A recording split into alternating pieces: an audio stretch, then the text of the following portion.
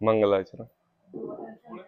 नमो अरिहंताणं नमो सिद्धाणं नमो आयरियाणं नमो वज्रायाणं नमो लोये सव्यसाहूणम्। मंगलम भगवान वीरो मंगलम गौतमोगणि मंगलम कुंद कुंदाद्यो जैन धर्मोस्तु मंगलम। सर्वमंगल मांगल्यम सर्व कल्याण कारकम प्रधानम सर्वधर्माणां जैनम जयतु शासनम। मंगलमय मंगले करण वीतराग विज्ञान नमो ताहि जाते भई अरिहंतादि महान करि मंगल कर हो महान। ग्रंथ करने को काम जाते मिले समाज सब पावे निज पद राम। इस भव तरु का मूल एक जानहु मिथ्या भाव ताको कर निर्मूल अब करिए मोक्ष उपाय। आज आचार्य कल पंडित टोडरमल जी की अनुपम रचना मोक्ष मार्ग प्रकाशक ग्रंथ 7वां अधिकार पृष्ठ क्रमांक 235 सम्यक ज्ञान का अन्यथा स्वरूप की अपनी चर्चा कल प्रारंभ हुई थी। टोडरमल जी ने हमारे लिए बताया सम्यक ज्ञान और सम्यक ज्ञान का अन्यथा रूप, मतलब ऐसा भी क्या ज्ञान जिसका अन्यथा रूप हो। तो टोडरमल जी ने जवाब दिया ज्ञान का भी अन्यथा रूप नहीं होता। इस जीव की सोचने समझने की शक्ति उस ज्ञान के व्यवस्थित रूप को अव्यवस्थित रूप से समझ लेती है, इसलिए इसकी मान्यता में ऐसा लगता है कि यह ज्ञान मिथ्या ज्ञान है।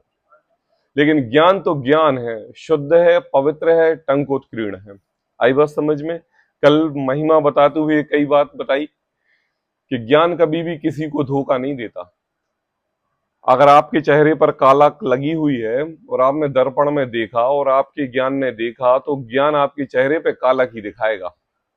आई बात समझ में? कितना ही सुंदरता आप लगाओ, क्रीम पाउडर सब प्रकार के जो भी लगाओ, वो ज्ञान कभी आपको धोखा नहीं देगा। तो फिर क्यों हम उस ज्ञान से जानी हुई चीजों में मोह करने लगते हैं? तो बोले वो आपकी गलती है। किसकी गलती है? वो आपकी गलती है। केवल ज्ञानी परमात्मा के ज्ञान में तीन लोक की तीन काल की समस्त वस्तुएं झलकने में आती हैं। वो तो 1% भी मोह नहीं करते, और हमारे ज्ञान में एक पर्याय में एक समय में एक वस्तु झलकने में आ जाती है, हम उसी पर मोह करने लगते हैं। वो भी ज्ञान है और ये भी ज्ञान है कि नहीं? ज्ञान को दिखाने समझाने में, वस्तु स्थिति का प्रतिपादन करने में तो कोई कमी नहीं है। आई बात समझिए। तो बोले एक ज्ञान की ऐसी कला है जिस भी पर्याय में रहे जाए जीव, वह ज्ञान तो उसके साथ रहता है, टंकोत्कीर्ण पवित्र शुद्ध निर्मल रहता है, वो कभी अपवित्र नहीं होता।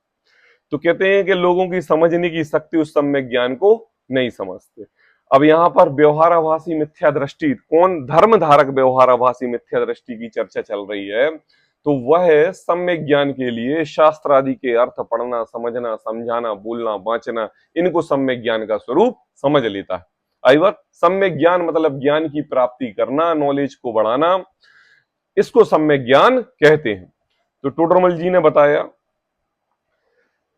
स्वयं शास्त्राभ्यास करके औरों को संबोधन देने का अभिप्राय रखता है, और बहुत से जीव उपदेश माने वहां संतुष्ट होता है, परंतु ज्ञानाभ्यास तो अपने के लिए किया जाता है, और प्रसंग पाकर पर का भी भला होता है तो पर का भी भला करे, है ना?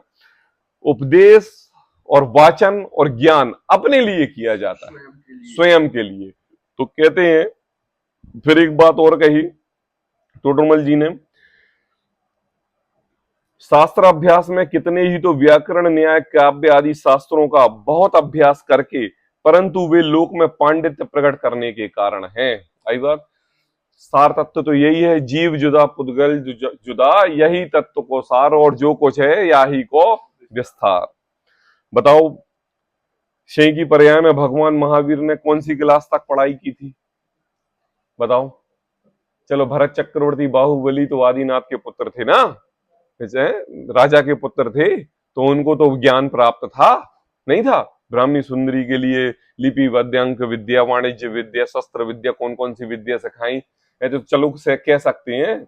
लेकिन भगवान महावीर बने तो उनके लिए इस पर्याय में कौन सी क्लास पड़ी हुई थी? तो आज पता चल गया कि भैया पढ़ने लिखने से सम्यक ज्ञान प्रकट नहीं होता, जीव जुदा पुद्गल जुदा, इसका आराधन करने से सम्यक ज्ञान प्रकट होता है। आई बात समझ में? ऐसा नहीं कि व्याकरण आदि का अभ्यास करते करते आयु पूर्ण हो जाए। क्या कहा? पांडित्य का प्रदर्शन करते करते आयु पूर्ण हो जाए और जो स्वयं के लिए करना था वो किया ही नहीं। आई बात समझ में? कहते हैं व्याकरण आदि का अभ्यास करते करते आयु पूर्ण हो जाए और तत्व ज्ञान की प्राप्ति ना बने। बताओ अनुपम भाई, पहली क्लास से लेके 10वीं तक पढ़े और 10वीं में पास हुए और पास होके फेल हो गए, बाद में फिर कहा कि अगर फेल हो गए ना तो फिर से पहली पढ़नी पड़ेगी। कौन सी पढ़नी पड़ेगी? पहली। कब तक? 10 साल तक। अब बताओ, उस 10वीं की क्लास की गंभीरता समझ में आएगी कि नहीं आएगी? ग्रेजुएशन किया, डॉक्टरेट की, सब कुछ करने के लिए गए और लास्ट में स्टेज जहां पर छक्का मारना था वहां पर आउट आउट होके आ गए, तो बताओ क्या कहे? बोले पहले से शुरुआत करनी पड़ेगी। अरे भैया, बहुत गंभीरता बात है, हमें पहले से शुरुआत नहीं करनी। जिनवाणी पढ़ी, पढ़ाई, अध्ययन किया, मनन किया, सारे शास्त्र पढ़े लिखे, इन्हें जीवन यापन, न्याय, व्याकरण, व्यवहार आदि का प्रकरण करने में निकाल दिया और पूरा जीवन समाप्त कर लिया। और जब जीवन समाप्त हुआ तो फिर से मनुष्य गति मिल गई। क्यों मिल गई मनुष्य गति? शुभ परिणाम की है ना, जिनवाणी पढ़ रहे हो ना, तो जिस समय जिनवाणी पढ़ रहे हो उस समय स्वभाव हो रहे हैं और स्वभाव के रूप में मनुष्य गति और देव गति मिलती है। और जब दोनों गति मिली तो फिर से A B C, A for apple और बी फॉर बॉल स्टार्ट किया कि नहीं किया? किया कि नहीं? कि मतलब जहां तक अपन पहुंचे वहां पर ऐसा छक्का मारना है, थोड़ा सा और पुरुषार्थ के अगला भाव मिले तो इससे आगे बढ़ के मिले, फिर से ABCD ना पढ़ना पड़े, फिर से वही 0 1 2 3 स्टार्ट। तो टोडरमल जी ने एक शब्द का पूरे भावार्थ लगा लेना सब प्रकार से। ऐसा नहीं करना कि, क्या कहा? ऐसा नहीं करना कि बोझा ढोते में निकल गई सारी जिंदगी, रोते रोते में निकल गई सारी जिंदगी। और कहते हैं ऐसा नहीं करना कि व्याकरण आदि का अभ्यास करते करते आयु पूर्ण हो जाए और तत्व ज्ञान की प्राप्ति ना बने। आयोजन में प्रयोजन को भूल गए। क्या कहा? जिसके लिए प्रयोजन बैठाया था, जिस प्रयोजन के लिए आयोजन की व्यवस्था की थी, आयोजन का तो बहुत अच्छे से वो किया हमने, लेकिन प्रयोजन क्या था उसका याद ही नहीं रहा। हाँ बिल्कुल, हाँ व्यवस्था ही में लगे रहे, हो गया कितने। अब देखो, अब यहां कोई कहे ऐसा तो व्याकरण आदि का अभ्यास करना नहीं चाहिए, क्या कह रहे हैं? नहीं करना चाहिए भैया ऐसे, मतलब आप कह रहे हो कि मलाई मलाई खाओ, क्या कहा, और पानी पानी अलग करो, है ना? तो भैया सिर्फ हम तत्व ज्ञान का ही निर्णय करेंगे, व्याकरण आदि का कोई निर्णय नहीं करेंगे। लेकिन टोडरमल जी ने ये बात तो पहले दूसरे अधिकार में कही थी, श्रोता के स्वरूप में कही थी कि नहीं कही थी? कि श्रोता को क्या होना चाहिए? व्याकरण आदि का ज्ञान होना चाहिए, नए निक्षेप आदि का ज्ञान होना चाहिए। कहा था कि नहीं कहा था? बताओ।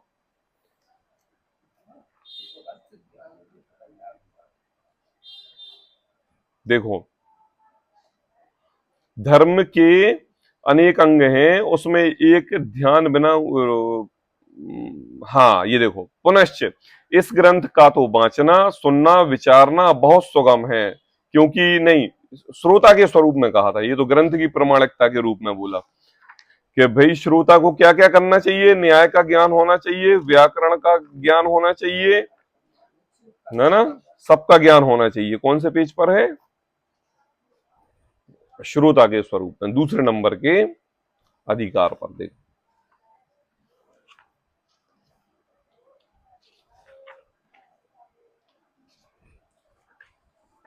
चलो अब पढ़ना प्रकरण थोड़ा सा अभी जाके जब प्रवचन के बाद हो तो प्रकरण पढ़ना, तब समझ में आएगा कि हाँ क्या बोला गया। एक मिनट देख ही लेते हैं।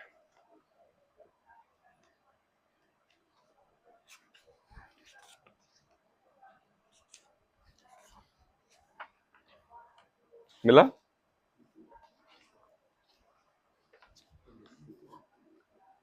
चलो आगे पढ़ते हैं। श्रोता का स्वरूप जब अपन देखेंगे ना, उसमें मिलेगा आपके लिए। तो टोडरमल जी ने कहा ऐसा तो व्याकरण आदि का अभ्यास नहीं करना, है ना, शंकाकार कहता है। तो टोडरमल जी ने जवाब दिया, उनके अभ्यास के बिना महान ग्रंथों का अर्थ खुलता नहीं है, इसलिए उनका भी अभ्यास करना योग्य है। आई बात समझ में? पढ़ना योग्य है, निश्चय व्यवहार समझना योग्य है, व्याकरण आदि समझना योग्य है, शब्द के पर्यायवाची पेज पृष्ठ हाँ पहला अधिकार 17 पेज पर, है ना। तो अच्छा, मैं आगे देख रहा था प्रस्तावना के वो पेज देख रहा था, इसलिए नहीं मिल रहा था। हाँ नहीं नहीं, मैं प्रस्तावना के पेज देख रहा था।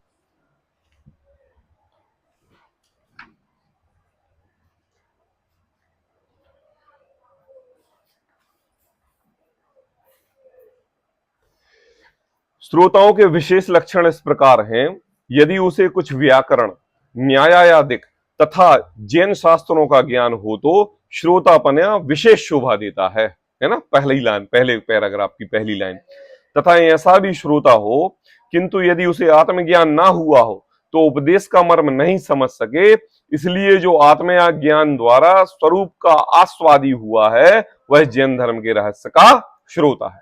तो कहा उसे कुछ व्याकरण, न्यायादिक का तथा जैन शास्त्रों का ज्ञान हो तो श्रोतापना शोभा देता है, कहा था ना। तो टोडरमल जी ने यहां कहा ऐसा है तो व्याकरण आदि का अभ्यास करना नहीं है, लेकिन ये तो भैया जरूरी है, इतना तो समझना जरूरी है?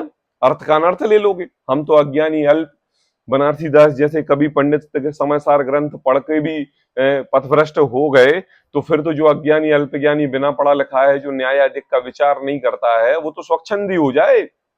समाचार क्या, कोई भी ग्रंथ पढ़ के स्वच्छंदी हो जाए। तो कहते हैं उनके अभ्यास के बिना महान ग्रंथों का अर्थ खुलता नहीं है। अगर अंतरंग की बात को समझना है तो व्याकरण को तो समझना पड़ेगा, इसलिए उनका भी अभ्यास करना योग्य है। आई बात। जब हम पहली क्लास में एडमिशन लेते हैं तो बच्चों को आ अनार का, आ बड़े आम का, छुटी की मात्रा, बड़ी की मात्रा, अल्प विराम, पूर्ण विराम, हलंत, आधा रा, ऊपर वाला रा को कैसे उच्चारण में लेके आएंगे, परिवर्तन। अब जो रा है तो ये रा पूरा लेना है कि आधा रा लेना है, ये क्या है? व्याकरण ही तो है। एक एक में अब परिवर्तन कोई अगर लिखे तो पारिवाराताना, कोई लिख के बताए तो आप क्या कहोगे? गोला लगा दोगे, ये तो गलत लिखा हुआ है। अब वो कहेगा कि नहीं मैंने तो सही लिखा है। अरे भैया तुमने सही लिखा है, व्याकरण तुम्हारी अशुद्ध है है ना, रेप लगाना चाहिए ऊपर तुम्हारे लिए। तो ये क्या है? बोले देखो भैया तुम इतना बड़ा महान कार्य कर रहे हो ग्रंथादिक लिखने का, और दूसरा महान कार्य कि उन ग्रंथों के रहस्यों का उद्घाटन करने का, तो तुम्हारे लिए अगर न्याय और व्याकरण का ज्ञान नहीं होगा तो तुम कैसे प्रतिपादित करोगे बताओ? आज जितने अन्य धर्म समझ चल रहे हैं ये सब क्या है? न्याय को नहीं समझते, व्याकरण को नहीं समझ के, और अर्थ के प्रतिपादन को नहीं समझते, और नाना प्रकार की गृहीत मिथ्यात्विक निकाल लेते हैं और अपने धर्म को बड़ा चढ़ाकर कहते हैं। आई बात। उन्होंने कहा मुख चंद्र, तो चंद्रमा की लालिमा जैसे लाल कर दिया। उन्होंने कहा सूर्य, तो लाइटें लगा दी। उन्होंने कहा कि बिल्कुल वस्त्र आभूषण ऐसे कि मतलब, तो उन्होंने वस्त्र पहना दी। ये क्या है? ये सब आपने अर्थ को नहीं समझा ना, है? तो कहते हैं कि देखो उनके अभ्यास के बिना महान कार्यों का, महान ग्रंथों का अर्थ खुलता नहीं है, इसलिए उनका भी अभ्यास करना योग्य है। फिर यह प्रश्न उठा रहा है निशी, ऐसे महान ग्रंथ क्यों बनाए? बताओ भाई, तुमने ऐसे महान ग्रंथ बना दिए जिनका अर्थ व्याकरण के बिना नहीं खुलता, भाषा द्वारा सुगम रूप से हितोपदेश क्यों नहीं लिखा? आई बात समय में, उनको कुछ प्रयोजन तो था नहीं। अब बताओ, अब ये शंकाकार ने कहा, समझ लो अमृत चंद्राचार्य की संस्कृत टीका पर आक्षेप लगा दिया, समयसार ग्रंथ पर आक्षेप लगा दिया कि भैया ग्रंथ लिखना ही था तो सुगम भाषा में लिखते ना, सरल भाषा में लिखते। है? तुमने इतनी कठिन शब्द क्यों डाले कि जिनको पढ़ने के लिए व्याकरण चाहिए और न्याय चाहिए? अनुपम भाई क्या चाहिए बताओ? है? व्याकरण चाहिए और चाहिए। तो कहते हैं ऐसे महान ग्रंथ क्यों बनाए, और कह रहे हो कि भाई अब महान ग्रंथ बनाए। आज की जनरेशन ग्रंथ को पढ़ने में कठिनता क्यों महसूस करती है? पाठशाला नहीं पढ़ी, तो पाठशाला नहीं पढ़ी आपने बचपन में, और जब ये जीव बड़ा हुआ और उसको जबरदस्ती किसी प्रसंग के वश, पुण्य के उदय के कारण, पत्नी या पति या पिता के कारण संसर्ग मिल गया जिनवाणी सुनने का, आप सुनने के लिए बैठ गए। अब हमारे लिए उनके अर्थ ही नहीं पता। अब अर्थ अगर पाठशाला में पढ़े हो तो जानने में आए। तो अब वो कहता है कि देखो भैया हमने पढ़ना चालू कर दिया, अब मुझे बताओ कि इतनी कठिन लैंग्वेज लिखी क्यों? सरल और सुगम भाषा में लिखते है, अपनी और सुगम सरल भाषा में लिखते तो बोले वांचना सुनना सरल हो जाता, ज्यादा ज्ञान भी करना नहीं हो जाता, और किसी को धर्म के समझाने में भी बहुत सरलता हो जाती। अब टोडरमल जी क्या जवाब देते हैं, समझ में आया? ऐसे महान ग्रंथ क्यों बनाए जिनका अर्थ व्याकरण के बिना नहीं खुलता? भाषा द्वारा सुगम रूप हितोपदेश क्यों नहीं दिया और लिखा? उनको कुछ प्रयोजन तो था नहीं, है? कोई प्रयोजन नहीं था, लिख देते। अब जवाब देते हैं टोडरमल जी, देखो भाषा में भी प्राकृतिक संस्कृत आदि के ही शब्द हैं। क्या कहा? भाषा में ही प्राकृतिक और संस्कृत के शब्द हैं। अनुपम भाई हम मध्य प्रदेश में रहते हैं, और कौन से क्षेत्र में रहते हैं मध्य प्रदेश के? सागर। सागर किस क्षेत्र में आता है? बुंदेलखंड। यहाँ कौन सी लैंग्वेज बोली जाती है? बुंदेली। बुंदेली में क्या बोलते हैं, कोई बोल के बताओ? कायरे कहाँ गो तो है? और जब आपके लिए एप्लीकेशन हम उते गए थे और उते हमारे ने पापा ने रोक लो, इसे हम कल स्कूल नहीं आ पाए। अब जब आप एप्लीकेशन में लिखोगे तो ऐसा लिखोगे, क्या लिखोगे? हाँ, सविनय नम्र निवेदन है कि मैं पिछले इतनी इतनी तारीख को पिताजी के साथ इस कार्य के लिए गया था, वहां पर विलंब होने के कारण मैं विद्यालय आने में असमर्थ हुआ है, ऐसा लिखोगे। ये क्या हो गई? रिटन लैंग्वेज, लिखने की एक भाषा। कैसी हो गई? सुव्यवस्थित, जो चलने में प्रचलन है। आपकी एप्लीकेशन को 10 साल 20 साल बाद भी निकाला जाए तो वो समझने वाला व्यक्ति एक बार में समझ ले, 50 साल बाद भी समझ ले कि इसमें किस कारण से ये व्यक्ति इस दिन एब्सेंट रहा। और अगर लिख देते उतई बिलर गए, क्या हो गया? देखो देखो देखो। और निशी भाई, अगर आप अपनी फ्रेंड से बुंदेलखंडी में बात ना करके आप ये बोलो कि मेरे पिताश्री आ रहे हैं इसलिए मैं उनके साथ जा रही हूं और मैं विद्यालय आने में विलंब मेरे लिए किसी कारणवश हो सकता है? आप बोलो तो वो क्या बोलेगी?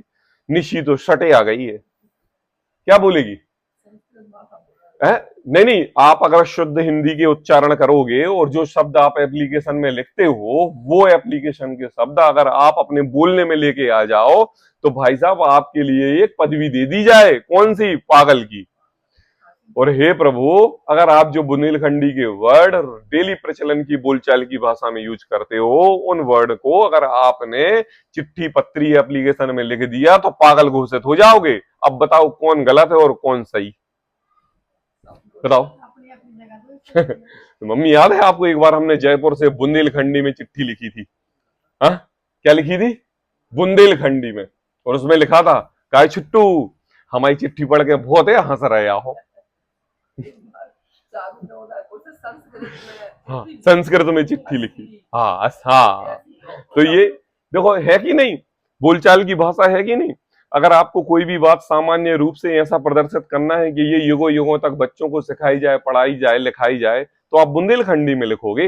अरे हमारा तो प्रचलन, हमारा तो क्षेत्र बुंदेलखंडी का है। थोड़ा यूपी इस तरफ चले जाओ तो और प्योर बुंदेलखंडी आ जाती है, यूपी साइड बघेलखंडी आ जाती है, इटारसी साइड कोई और लैंग्वेज बोली जाती है। एक एक प्रांत की, राजस्थान जाओ तो वागड़ी, मराठी, दुनिया भर की लैंग्वेज, ढूंढारी, अपभ्रंश, सब प्रकार की भाषाएं बोली जाती हैं। तो अगर हमें कोई महान काम करना है तो एक लोकल पर्टिकुलर 200-400 किलोमीटर की लैंग्वेज में जो बोली बोली जाती है उस बोली में शास्त्र लिखना पड़ेगा।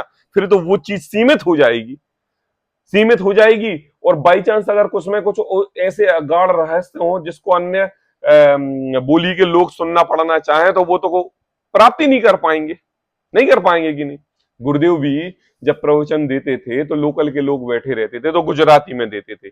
अगर कोई हिंदी भाषी आया तो लोग बताते थे कि भैया हिंदी, तो फिर गुरुदेव पूछते थे, बोले कौन हिंदी, बोले ये हिंदी। कहां से आया, बोले उज्जैन से आया है, इंदौर से आया है, इधर। तो हिंदी में चलता था प्रवचन, चलता था कि नहीं। सर्व सामान्य रूप से जो भाषा होती है उस भाषा में शब्द लिखे जाते हैं। मुझे बताओ, हमारे देश का संविधान लिखने वाले, हाँ हाँ गुजराती, हाँ गुजरात, वो बात अलग। वो देखो क्या होता, एक व्यक्ति की भाषा समझनी थी, 12 प्रकार की भाषाएं उसको आती थी, हिंदी, गुजराती, मराठी, सब कुछ। अब वो जो व्यक्ति मिले उससे उस लैंग्वेज में बात करे, अब उसको समझ में नहीं ना आ पाए कि वास्तव में है ये किस प्रांत का। तो क्या किया, रात में 2 बजे उसके पास गए और थोड़ी सी एक अगरबत्ती या किसी की आंच उसको थोड़ी सी उसके शरीर पर ऐसी चुबा दी, आंच लगा दी। और जैसे ही आंच लगी और वो एकदम नींद खुलते, करे को आए, अरे ये तो बुंदेलखंडी है। क्या है, अरे ये तो बुंदेलखंडी है। काय भैया कैसे पकड़ा, बोले भैया तुम्हें 50 लैंग्वेज जरूर आती हो, लेकिन जो मात्र लैंग्वेज है, जो आपके बचपन से जो आपने सीखी, जो बोली है, जो माता के परिवार के द्वारा आपको मिली है, वो आपके अंतरंग के श्रद्धा के गुण में ऐसी समाई हुई है कि आप सपने भी सोचोगे तो उसी लैंग्वेज में सोचोगे, ना कि हिंदी, गुजराती, मराठी। बताओ अनुराग भाई, है कोई सोचता है इंग्लिश पढ़ जाए तो बैरिस्टर बन जाए और जाके इंग्लिश में सपने सोचे? नहीं सोचेगा। किसमें सोचेगा? बुंदेलखंडी में सोचेगा। क्या सोचेगा? वो उसकी मातृभाषा है। आई बात। लेकिन लिखने की भाषा अलग होती है। कहते हैं भाषा में भी प्राकृतिक, संस्कृत आदि के शब्द हैं, परंतु अपभ्रंश सहित हैं। कैसे अपभ्रंश सहित हैं? मतलब मुख सुख वाले हैं, खड़ी बोली है, थोड़े से शब्द ऐसे मिलाए हैं। अब मुझे बताओ, अंतश है या रीत है ना? तो जब मम्मी रीत से बोलेंगी पानी पी लो तो बोलेंगी मम्मम पियोगी? क्या पियोगी? हाँ, मम्मम पियोगी। अगर उसको ये बोलना है कि इस प्लेट में दूध है और वो गर्म है, ताता है, क्या बोलोगी? ताता है। और अपने बेटे को बोलना है भैया संभल के पीना, दूध गर्म है। आई बात, पानी लेके आऊं? ये क्या है? ये क्या है? देखो देखो भैया, अब ये अभ्रंश है। मतलब कुछ उसमें ऐसे पुट भी मिल गए हैं जिन पुट के कारण कुछ लोकल की याद आती है हमारे लिए कि ये इस प्रांत का है। जैसे कुंदकुंदाचार्य साउथ के थे तो कई शब्द कन्नड़ के भी आ जाते हैं, उनका अर्थ कन्नड़ में ये निकलता है, तो वो शब्द, ये सब प्रांतीय भाषा। तो कहते हैं संस्कृत में भी प्राकृतिक संस्कृत आदि के ही शब्द हैं, परंतु अभ्रंश सहित हैं। आई बात। तथा वह देश देश में अन्य अन्य प्रकार के हैं। तो महंत पुरुष शास्त्रों में अपभ्रंश शब्द कैसे लिखते? आई बात समझ में? नहीं लिख पाते। अब हमें देखो, हमें इस बच्चे को पानी बताना है तो हम इसको मम्मम बोलते हैं। आई बात समझ में? एक महान गुरु आचार्य दिगंबर भावलिंगी संत, अपने आप गुरु, और एक श्रावक को उनकी लैंग्वेज में कोई शास्त्र लिखना है, तो जैसा वो आपके सामने बच्चा है, ऐसी आप भी तो उनके सामने बच्चे हो, तो आपको भी तो मम्मम लिख देते उसमें, तो कोई तो और कुछ का कुछ अर्थ निकाल लेता। गुजराती में मीठू को नमक बोलते हैं और मध्य प्रदेश में मीठू को मीठा बोलते हैं। अब बताओ अंतर है कि नहीं? जाओ मीठू लेके आओ, अब नमक लेके आ गए, बताओ खाना कैसा बनेगा? घुड़ को खाड़ी बोलते हैं। आप बताओ, है परिवर्तन है कि नहीं प्रांत प्रांत की भाषाओं में? तो कहते हैं परंतु अपभ्रंश सहित हैं तथा वह देश देश में अन्य अन्य प्रकार के हैं। तो महंत पुरुष शास्त्रों में अपभ्रंश शब्द कैसे लिखते? बालक तोतला बोले परंतु बड़े तो नहीं बोलते। आई बात समझ में? समझदारी वाली बात है। और आप ग्रंथ पढ़ रहे हो तो यहां पर अपनी समझदारी रखो और अर्थ निकालो। अर्थ निकालोगे तो थोड़ी सी व्याकरण भी चाहिए, प्रांतीय अन्य प्रांत के शब्द भी चाहिए थोड़े से समझने के लिए, वरना अनर्थ निकाल लोगे। तथा एक देश की भाषा रूप शास्त्र दूसरे देश में जाए तो वहां उसका अर्थ कैसे भाषित होगा? नहीं होगा। इसलिए प्राकृतिक संस्कृत आदि शुद्ध शब्द रूप ग्रंथ रचे गए हैं। संस्कृत की एक व्याकरण होती है, हिंदी साहित्य की एक व्याकरण होती है, अंग्रेजी की एक व्याकरण होती है। आई बात समझ में, है ना? गेट अप, अपन ने कहा गेट अप, उठो। आई बात, अब इसी को लिखो। आप बोलने में तो आपने टी हटा ही दिया और सीधा पा हटा दिया, यू भी हटा दिया, लेकिन लिखने में तो पूरा आएगा, लिखने में तो पूरा शब्द आएगा। बोलने में आधे शब्द गायब हो गए आपके, तो लेकिन लिखने में तो पूरे आएंगे। तो कहते हैं कि देखो, देश की भाषा रूप शास्त्र दूसरे देश में जाए तो वहां उसका अर्थ कैसे भाषित होता है, इसलिए प्राकृतिक संस्कृत आदि शुद्ध शब्द रूपी ग्रंथ रचे गए हैं। हजारों वर्षों के लिए ग्रंथ लिखे गए हैं, एक दिन के लिए, 2 दिन के लिए नहीं। वहां व्याकरण के बिना शब्द का, आई बात, क्या कहा? व्याकरण के बिना शब्द का अर्थ यथावत भाषित नहीं होता। आई बात, व्याकरण क्या हो गया? कौन सा शब्द है? स्त्रीलिंग पुल्लिंग परिवर्तन हो जाता है कि नहीं? एक ही लाइन में तुरंत स्त्रीलिंग में परिवर्तित हो जाता है, तुरंत। कभी कभी धोखे से हम पुल्लिंग है और स्त्रीलिंग रूपी कोई वाक्यांश निकल जाता है तो लोग हंसते हैं उसको पर्टिकुलर वर्ड को पकड़ के। तो कहते हैं व्याकरण के बिना शब्द का अर्थ यथावत भाषित नहीं होता, न्याय के बिना लक्षण परीक्षा आदि यथावत नहीं हो सकते, इत्यादि सब मिला लेना। वचन द्वारा वस्तु के स्वरूप का निर्णय व्याकरण बिना भली भांति ना होता जानकर उनकी आमनाएं अनुसार कथन किया है। भाषा में थोड़ी उनकी बहुत आमनाएं आने पर भी उपदेश हो सकता है, परंतु उनकी बहुत आमनाएं से भली भांति निर्णय हो सकता है। अब क्या हो रहा? क्या आमनाएं का मतलब क्या दिए टोडरमल जी? कहते हैं कि जैसे कोई ग्रंथ लिखा गया, अब समझ लो कि वो ग्रंथ किसी गुजराती, मराठी या किसी अन्य प्रांत के व्यक्ति द्वारा लिखा गया। अब वो शब्द उस ग्रंथ में 4 या 5 बार आया है, लेकिन जो व्याकरण और न्याय का अर्थ समझता है वो उस अर्थ को उस प्रांत के हिसाब से ऐसा शब्द लेता है। आई बात, उसका अनर्थ नहीं निकालता। और जब जब भी वो ग्रंथ, वो शब्द उस ग्रंथ में आएगा तो वो पुरानी आमनाएं से मिलाया जाएगा। आई बात, किस आमनाएं से मिलाया जाएगा? पुरानी आमनाएं से।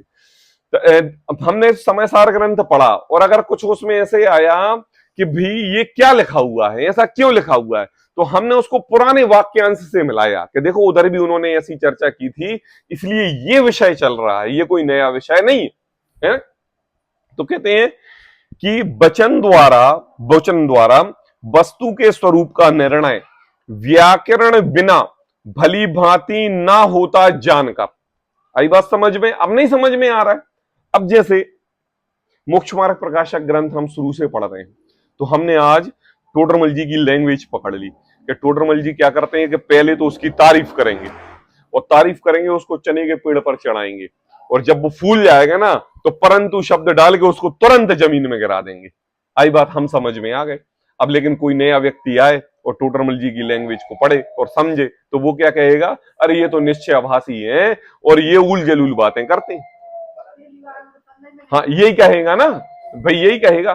तुमने पुण्य को हे बताया, तुमने पुण्य को स्वर्ग बताया, तुमने स्वर्ग और मोक्ष की अलग अलग परिभाषा, तो लोग ये क्या क्या कहेंगे कि यार ये तो कैसी लैंग्वेज की बात कर रहे हैं। और टोडरमल जी की अगर उन्होंने सटीक उदाहरण और सुन लिए कानों में, सटीक उदाहरण, कई बार नए नए विद्वान रहते हैं और किसी समाज में जाते हैं और मोक्ष मार्ग प्रकाशक ग्रंथ ले लिया तो विवाद खड़ा हो जाता है, क्योंकि टोडरमल जी के ऐसे उदाहरण हैं कि अगर आपने वास्तविकता से हृदयंगम नहीं किए तो आपको ऐसा लगेगा जैसे किसी ने गाली दे दी। ऐसे उदाहरण टोडरमल जी के बिल्कुल सटीक। हाँ, पुण्य है इतने में लड़ाई खड़ी, सटीक उदाहरण। लेकिन अब हमने ये आद्योपांत पढ़ा, आई बात, तो अब हमने आद्योपांत पढ़ा तो हमने टोडरमल जी की लैंग्वेज समझ ली कि अगर टोडरमल जी मोक्ष मार्ग प्रकाशक ग्रंथ में हमारे इस मिथ्यात्व को जड़ से खत्म करना चाहते हैं। किससे जड़ से खत्म करना चाहते हैं? जड़ से। और जड़ से खत्म करना मतलब आपकी जो श्रद्धा अनादि काल से परद्रव्य के प्रति पड़ी है, उस परद्रव्य को आपके अंतरंग श्रद्धा से हटाना कोई छोटी मोटा काम नहीं है। संसार की लैंग्वेज, भाषा रूप शब्द जो आप बोलते हो, तो इन शब्दों को आप हंसमुख टाइप में ले लेते हो और कान, एक कान से सुना दूसरे से निकाल देते हो।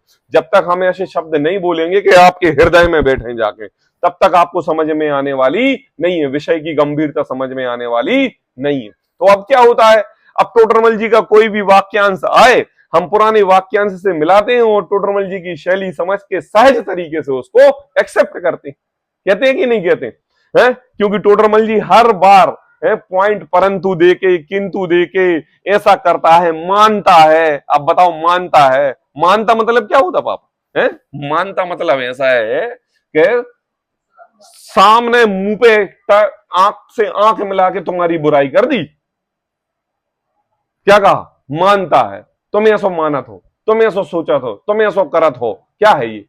है तुम ऐसो करत हो मतलब आपकी जो बुराई है, उस बुराई को दो शब्द दो टूक में सीधा कह दिया स्ट्रेट रूप से, बिना डर रोके के। ये है मानता है।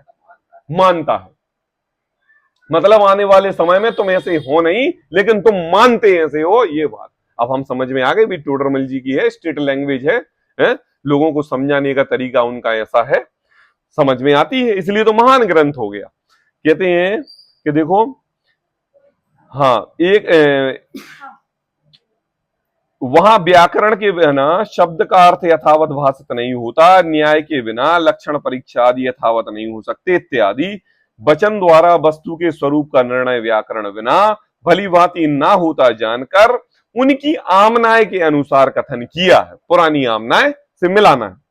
भाषा में भी उनकी थोड़ी बहुत आमनाय आने पर ही उपदेश हो सकता है ना, परंतु उनकी बहुत आमनाय से भली भांति निर्णय हो सकता है। जब उनका आद्योपांत ग्रंथ का वो करोगे तो आपको सहज सुबोध शैली समझ में आएगी। फिर यदि कहोगे तो ऐसा है तो अब भाषा रूप ग्रंथ किस लिए बनाते हो? चलो, आपने कहा व्याकरण वाले ग्रंथ पढ़ो, ठीक है, अच्छे बने। आपने कहा न्याय ग्रंथ पढ़ो, बोले अच्छे पढ़े। अब मुझे बताओ, अब आप उन ग्रंथ की टीकाएं क्यों लिख रहे हो? कुंद कुंदाचार्य ग्रंथ की प्राकृतिक गाथाओं का अमृतचंद्राचार्य ने संस्कृत में टीका क्यों लिखी? और संस्कृत टीका लिखने के बाद इतने अनुशीलन क्यों लिखे जा रहे हैं? आई बात समझ में? नहीं नहीं, गुजराती में क्यों ट्रांसलेट किया जा रहा है, इंग्लिश में क्यों किया जाता रहा है, मराठी में क्यों, पचासों प्रकार की लैंग्वेज में। तो कहते हैं वही पढ़ो ना, वही नॉलेज लो, वही ज्ञान प्राप्त करो। तो कहता है ऐसा है तो आप भाषा रूप ग्रंथ किस लिए बनाते हो? देखो, टोडरमल जी जवाब देते हैं, काल दोष से जीवों की मंद बुद्धि जानकर। क्या कहा? काल दोष। कुंदकुंदाचार्य देव के समाचार ग्रंथ के बाद अमृतचंद्राचार्य के ग्रंथ आत्माख्याति टीका के बीच में पता कितने वर्ष का अंतर था? 1000 वर्ष का अंतर। कुंदकुंदाचार्य की समाचार ग्रंथ और आत्मख्याति टीका, दोनों के बीच में कितने वर्ष का अंतर? 1000 वर्ष। 100 वर्ष में 3 पीढ़ियां निकलती हैं, मतलब 30 पीढ़ी का अंतर हो गया सीधा सीधा 1000 वर्ष का। अब मुझे बताओ, 1000 वर्ष में लैंग्वेज नहीं बदली होगी? संस्कृत हो गई, प्राकृतिक से संस्कृत हो गई। अब जब संस्कृत चल रही थी उस समय, तो प्राकृतिक समझने वाले लोग नहीं थे, और आज का समय ऐसा है, उस समय संस्कृत बोली जाती थी, लिखी जाती थी, प्रचलन में थी, पास थी। और आज के समय में कोई से संस्कृत से बात करो, पागल कहेगा। आपका कहाँ? बोले शास्त्री करने के लिए जयपुर जा रहे हैं। बोले और कोई सब्जेक्ट नहीं मिला तुम्हें जो संस्कृत पढ़ने जा रहे हो? हैं? आप बताओ, ये क्या है? लोकल के हिसाब से आप अब अंग्रेज आए, इंग्लिश आई, इंग्लिश आके आपने अपने शब्दों में इंग्लिश वर्ड मिलाए। अब मैं आपसे कई शब्द ऐसे कहूं जिनको आप इंग्लिश का यूज करते हो, हिंदी आपके लिए पता ही नहीं।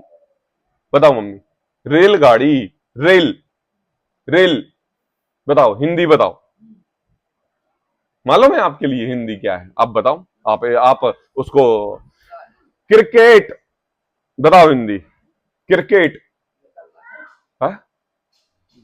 कोई नहीं जानता। ऐसे हजारों शब्द ऐसे हैं जो आप इंग्लिश में ही है, लेकिन क्या है, हिंदी उनकी पता नहीं है, और हम हिंदी भाषी।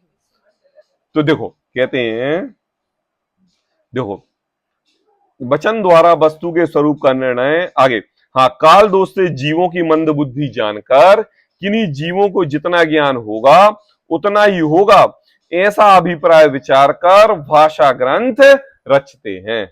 आई बात। टोडरमल जी ने ढूंढारी भाषा में, उस समय की लोकल लैंग्वेज थी, हिंदी थी, शब्द ऐसे यूज किए थे कि जो जग सामान्य के लिए समझ में आ जाए, है ना। तो टोडरमल जी ने लिखा भी है, आपने देखो क्या कहा। हाँ देखो,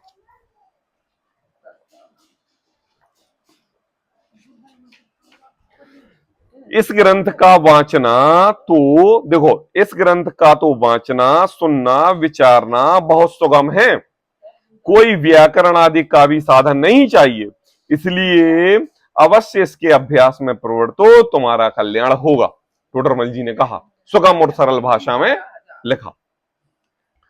कहते हैं हाँ, काल दोष से जीवों की मंद बुद्धि जानकर किन्हीं जीवों को जितना ज्ञान होगा उतना ही होगा, ऐसा अभिप्राय विचार कर भाषा ग्रंथ रचते हैं। अब ढूंढारी से हिंदी किया गया कि नहीं किया गया, ये ग्रंथ किया गया कि नहीं है, किया गया कि नहीं। दो ढूंढारी, जो प्योर ढूंढारी भाषा है उसके शब्द में बोलूं जो टोडरमल जी ने लिखे हैं, देखो मैं पढ़ता हूं। बहुरी पुण्य पाप मिलाए नव पदार्थ हो हैं, सो या के पुण्य पाप का भी श्रद्धान ठीक नहीं, व्रतशीलादिक पुण्य का कारण को भला कहे, ताका फल इंद्रिय सुख ताको बुरा कहे, किछु इस लोक के इंद्रिय सुख को बुरा कहे, और देवादिक को सुख को भला कहे। अब देखो कुछ शब्द ऐसे मिल रहे हैं, हाँ देखो कुछ कुछ शब्द हैं और कुछ कुछ लोकल के शब्द हैं, तो उसको हिंदी किया गया कि नहीं, और जब हिंदी किया गया तो हमें व्यवस्था समझ में आ रहा है।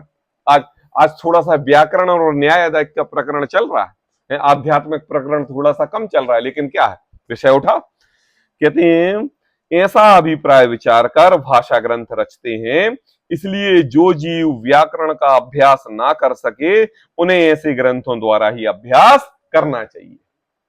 सही बात। वहां जो जीव, कौन जीव, जो जीव कम ज्ञानी है, पढ़े लिखे कम है, न्याय व्याकरण का कम ज्ञान है, शब्दों का नाना युक्तियों सहित अर्थ करने के लिए व्याकरण का अवगाहन करते हैं। आई बात समझ में। धर्म बुद्धि से धर्म धारक व्यवहाराभासी जीव वाचना सुनना स्वाध्याय प्रवचन इन कार्यों में प्रवृत्ता हुआ, अगर यह जीव अपने व्याकरण आदि को शुद्ध करता है, शब्द काव्यांश आदि को याद करता है, आई बात समझ में, तो कहते हैं शब्दों का नाना युक्तियों सहित अर्थ करने के लिए व्याकरण का अवगाहन करते हैं, वादादि महंत होने के लिए करते हैं। वादादि मतलब व्याख्यान देने के लिए, गोष्ठी में बोलने के लिए, प्रवचन करने के लिए, अपना पांडित्य बनाने के लिए नए नए शब्दों का प्रयोग करते हैं, न्याय का अवगाहन करते हैं, सबूत देते हैं, इस ग्रंथ में ऐसी प्रमाणिकता है, धबला में ऐसा लिखा है, प्रवचन सार में ऐसा लिखा है, उसमें ऐसा लिखा है, इसमें ऐसा लिखा है, और चतुराई प्रकट करने के लिए काव्य का अवगाहन करते हैं, इत्यादि लौकिक प्रयोजन सहित इनका अभ्यास करते हैं, वे धर्मात्मा नहीं है, कह दिया टोडरमल जी ने। आई बात समझ में। क्या कहा है, जिस प्रयोजन के लिए तुम अंतरंग में श्रद्धा पूर्वक धर्म को धारण किए थे, वह धर्म केवल अब वाक्यांश में होके आ गया, तो बोले क्या है, वे धर्मात्मा नहीं है। आई बात समझ में। सारे ले लिए, इसमें कोई नहीं बचा, सुनने वाला, पढ़ने वाला, बांचने वाला, पढ़ाने वाला, सब कुछ ले लिए। इनका जितना बन सके उतना थोड़ा बहुत अभ्यास करके। अब क्या कहा टोडरमल जी ने, देखो भैया घबराने की जरूरत नहीं है। हाँ 236 नंबर पृष्ठ, हाँ 5वें नंबर का पैराग्राफ। अब टोडरमल जी ने कहा घबराने की जरूरत नहीं, इनका जितना बन सके उतना थोड़ा अभ्यास करके। आई बात समझ में। देखो हमें तो प्रयोजन साधना है, आई बात। ऐसा क्षेत्र है जहां पर जिन मंदिर नहीं है और जिन समाज भी नहीं है, लेकिन हम जिन मंदिर के बिना नहीं रह पाते, साक्षात प्रभु के दर्शन ना हो ऐसा, और हमारे जैन कुल में आए हम नहीं रह पाते, और पंच कल्याण कराने का हमारा हैसियत भी नहीं है, तो हमने क्या किया, एक छोटा सा चैत्यालय बनाया घर से थोड़ा सा दूर, जहां पर भी किसी भी प्रकार की गंदगी ना हो, और हम किसी अन्य पंच कल्याणक से प्रतिष्ठित करके मूर्ति विराजमान की, और डेली हम दर्शन करते हैं। आज विदेशों में जितने भी होते हैं पंच कल्याणक, जहां पर भी मंदिर बनाए जाते हैं, ऐसे ही होता है कि नहीं, होता है कि नहीं? क्यों? हमारी भावना अच्छी रहती है। आई बात समझ में? अरे फिर पंच कल्याणक कहां से किया, पंच कल्याणक क्यों नहीं करवाया? अरे जब तक पंच कल्याणक नहीं कराया तब तक तो पूरी मूर्ति प्रतिष्ठित नहीं मानी जाएगी। तो टोडरमल जी कहते हैं कि देखो भैया, जरूरी नहीं है कि तुम ग्रंथ पढ़ने बैठो तो तुम्हें पूरी व्याकरण, पूरा ज्ञान, पूरा सब कुछ आना चाहिए। आई बात, ये कोई वो नहीं है ना? सब कल ही बात की थी कि भैया ये लैंग्वेज तो 2000 ग्रंथ 2000 साल पहले लिखी गई, ये शब्द रचना है। तो क्या पहले कोई भगवान नहीं बनता था क्या? भगवान बनते थे, अनंत अनंत भगवान बनते थे, ये क्रम तो कभी हटा नहीं। आई बात। तो कहते हैं इनका जितना बन सके उतना थोड़ा बहुत अभ्यास करके आत्महित के लिए जो तत्वादिक का निर्णय करते हैं वे ही धर्मात्मा पंडित जानना। आई बात। नहीं है व्याकरण का ज्ञान, शब्द का अर्थ तो निकाल लेते हैं, भावार्थ तो समझ में आता है, क्यों कहा गया है ये तो मेल कर लेते हैं, बोले उनके लिए उतना ही कार्यकारी है। आई बात समझ में? कहते हैं देखो कितने ही जीव हैं। अब देखो देखो 218 नंबर के पेज पर देखो, सांसारिक प्रयोजन के लिए धर्मधारक व्यवहाराभासी का जब प्रकरण स्टार्ट हुआ था तो टोडरमल जी ने कहा था वहां जो जीव कपट से आजीविका के लिए या बड़ाई के लिए कुछ विषय कषाय संबंधी प्रयोजन विचार कर जैनी होते हैं वे पापी ही हैं। क्या कहा? ये पहली लाइन में कह दिया, जब ये प्रकरण प्रारंभ हुआ था उसकी पहली लाइन में पहला शब्द। आई बात। सांसारिक क्या कहा? जो जीव कपट से आजीविका के लिए, बड़ाई के लिए कुछ विषय कषाय संबंधी प्रयोजन विचार कर जैनी होते हैं वे पापी हैं। अब लगा लो, वे धर्मात्मा नहीं है। कहते हैं कितने ही जीव पुण्य पापादिक फल के निरूपक पुराणादि शास्त्रों का अथवा पुण्य पाप क्रिया के निरूपक आचारादिक शास्त्रों का, सुनना ध्यान से अनुपम, अथवा गुणस्थान मार्गणा कर्म प्रकृति त्रिलोक आदि के निरूपक करणानि योग के शास्त्रों का अभ्यास करते हैं। आई बात, फिर से पढ़ता हूं, सुनना आप ध्यान से। कितने ही जीव पुण्य पाप के फल के निरूपक पुराण आदि शास्त्रों का, प्रथमान योग के सारे ग्रंथ ले लो, ले ली कि नहीं, और अथवा पुण्य पाप क्रिया के निरूपक आचारादिक शास्त्रों हैं, कौन से ये इसमें सारे चरणानि योग के ग्रंथ ले लो, गुणस्थान मार्गणा कर्म प्रकृति त्रिलोक आदि के निरूपक करणानि योग के शास्त्रों का अभ्यास करते हैं। आई बात, 3 प्रकार के शास्त्र ले लिए, प्रथमानि योग के, करणानि योग के और चरणानि योग के। परंतु यदि आप स्वयं इनका प्रयोजन नहीं विचारते, आई बात समझ में है, मतलब द्रव्यानि योग का अर्थ नहीं समझते, स्वभाव रूप साधन नहीं करते, है ना, पढ़ लिया आपने, सब कुछ ज्ञान प्राप्त कर लिया, पूरा जम्बू द्वीप सुमेरु पर्वत एक चूलिका से कौन सी नदी कहां से कौन सी नदी बह रही है, कौन से सागर में जाके मिल रही है, वहां कौन से जिनचैत्य है, कौन से भगवान की प्रतिमा है, कितनी उनकी अवगाहना है, कितनी बड़ी चूलिका है, और कौन कौन, सब याद है आपके लिए, A to Z सब कुछ जाना है हमने, न जानी चतुराई कहते। यदि आप इनका प्रयोजन नहीं विचारते तो टोडरमल जी कह रहे हैं, देखो पापा, मतलब अब ऐसा कह रहे हैं कि अनुपम भाई को गुस्सा आ जाए। क्या गुस्सा आ जाए? तोते जैसा ही पढ़ना हुआ। क्या कहा? क्या हुआ? तोते जैसा पढ़ना हुआ। कैसा तोता पढ़ता है? पढ़ के भूल गए या रट लिया, तो वही सावधान से दोहराते रहे दिन भर। ऐसे ही आपसे पूछा सुमेरु पर्वत, अरे वो ऐसा ऐसा, उन्होंने कहा जम्बूद्वीप, अरे वो ऐसा, 7 नरक, अरे इतने बेल, इतनी संख्या, इतने नार की, ऐसे ऐसे परिणामों से, बोले 16 स्वर्ग, बोले ऐसे ऐसे, सब कुछ पता बिल्कुल A to Z, हर चीज नॉलेज है। तो बोले क्या कर लिया? बोले तोते जैसा रट लिया। आई बात। बोले तब तो तोते जैसा ही पढ़ना हुआ। यदि इनका प्रयोजन विचारते हैं तो वहां पाप को बुरा जानता और पुण्य को भला जानना। क्या कहा? पाप को बुरा जानना, पुण्य को भला जानना, गुणस्थान आदि का स्वरूप जान लेना, और इनका जितना अभ्यास करेंगे उतना हमारा भला है इत्यादि प्रयोजन का विचार किया है। सो इससे इतना होगा कि नरकादिक नहीं होंगे और स्वर्गादिक होंगे, परंतु मोक्ष मार्ग की प्राप्ति नहीं होगी। निशी समझ में आई नहीं आई?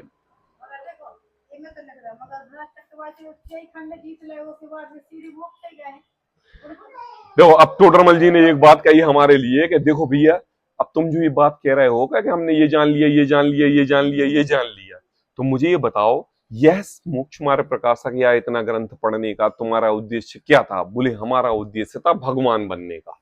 आई बात समझ में? और तुमने भगवान बनने के रास्ते में सम्यक ज्ञान रूपी आचरण जानने के लिए तुमने शास्त्र पढ़ना चालू कर दिए, और इस आयोजन में प्रयोजन मोक्ष जाने का भूल गए कि नहीं? तो बोले पता क्या होगा, तुम अशुभ से शुभ में तो आए हो, और शुभ रूप क्रिया में शास्त्र स्वाध्याय तुम कर रहे हो, पढ़ रहे हो, याद कर रहे हो, सब कुछ कर रहे हो, लेकिन इससे मोक्ष हो जाएगा इसकी गारंटी नहीं है। लेकिन नरकादिक तो जाओगे नहीं, स्वर्ग और मनुष्य गति के जीव बन जाओगे। बस इतना ही होगा। क्या कहा? देखो फिर से पढ़ते हैं, देखो अच्छे से ध्यान से सुनना। वहां पाप को बुरा जानना, किसको बुरा जानना? हिंसा नहीं करना, झूठ नहीं बोलना, चोरी नहीं करना, कुशील नहीं करना, परिग्रह नहीं करना, आई बात। और पुण्य को भला जानना, क्या करना? देव दर्शन, गुरु उपासना, स्वाध्याय, संयम, तप, दान, ज्ञान, सब कुछ करना, आई बात। पुण्य को भला, पाप को बुरा, जाना कि नहीं? गुण स्थान आदि का स्वरूप जान लेना, इनका जितना अभ्यास करोगे उतना हमारा भला है, ऐसा हमने जाना समझा। जितना ग्रंथ पढ़ेंगे, जितने समय पढ़ेंगे, परिणाम अशुभ से शुभ की ओर रहेंगे, मन शांत रहेगा, हमारा मन इधर उधर नहीं बिचलेगा और हम अपने शास्त्र स्वाध्याय में मन लगाएंगे। तो कहते हैं इतना प्रयोजन विचार किया कि, इतना प्रयोजन का विचार किया कि सो इससे इतना होगा। देखो कुछ तो मिलेगा निशी, थोड़ा तो मिलेगा। बोले क्या मिलेगा? बोले तुम्हारे लिए नरकादिक नहीं होंगे, ये तो गारंटी है। स्वर्गादिक होंगे, स्वर्ग चले जाओगे। क्या कहा? शुभ के परिणामों में पुण्य ही फलेगा, पाप तो नहीं फलेगा, और पुण्य के फल में स्वर्गादिक और धन जमीन जायदाद वैभव ही मिलेगा। तो इतना तो तुम्हारा कल्याण हो जाएगा। लेकिन जो मुख्य प्रयोजन भगवान बनने का था, वो मुख्य प्रयोजन तुम्हारा नहीं सदेगा, क्योंकि परंतु मोक्ष मार्ग की प्राप्ति तो होगी नहीं। श्रद्धा का विषय आचरण से मिला लिया तो श्रद्धा कैसे गाढ़ होगी? आचरण का विषय आचरण से और श्रद्धा का विषय श्रद्धा से। ऐसी आज टोडरमल जी ने हमारे लिए इस ग्रंथ में इस शाब्दांश का, व्याकरण आदि का, न्याय आदि का थोड़ा बहुत हमें नॉलेज होना चाहिए, जिससे हम इन अनको अर्थों को समझ सकें। जब हम मुनि दिगंबर भावलिंगी संत बनेंगे और अंतरंग में इन शास्त्रों का घोलन मनन चिंतन करेंगे, तो हे प्रभु हमारे से कोई स्वच्छंदीपना की प्रवृत्ति ना हो जाए, इसलिए हम आज सावधान होकर इनको पढ़ रहे हैं। ऐसी अपेक्षा टोडरमल जी की लगाकर आगे का विषय अपन कल करेंगे। सहजानंदी शोध स्वरूप